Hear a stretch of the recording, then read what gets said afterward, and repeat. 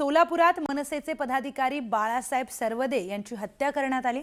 महापालिका निवडणुकींच्या पार्श्वभूमीवर उमेदवारी अर्ज मागे घेण्यावरून वाद झाला आणि या वादातून सरवदे यांची हत्या करण्यात आल्याचा आरोप करण्यात आलाय।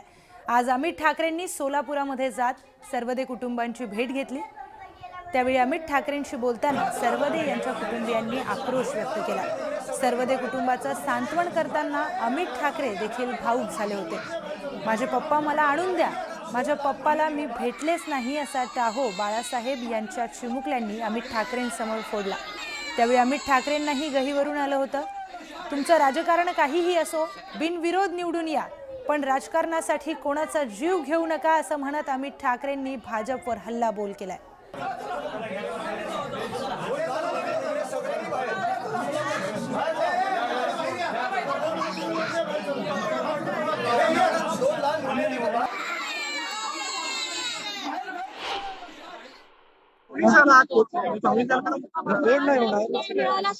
त्यांच्या दोन मुली माझ्यासमोर रडतात। मला मुलाची आठवण आली।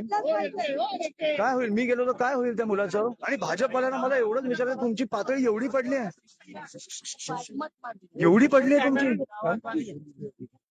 पैसे फॉर्म परत घ्यायला सांगणं ठीक होतं, तुम्ही खून करायला लागले आता निवडणुकांसाठी।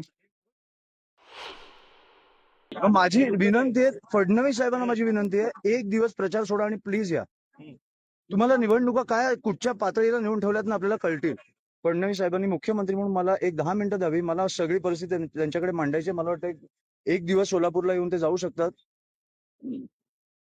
ही राजकारणाची परिस्थिती मी सहन नाही करू शकत। आपलं राज्य असं नाही असू शकत। बाकी सगळं ठीक आहे, 70 ठिकाणी तुम्ही जिंकला, बिनविरोध जिंका, मजा करा। पुढे 5 वर्ष 10 वर्ष रस्त्यांची वाट लावा, सगळं करा, खून नाही झाले पाहिजेत। तुम्ही खुनापर्यंत पोहोचताय आता।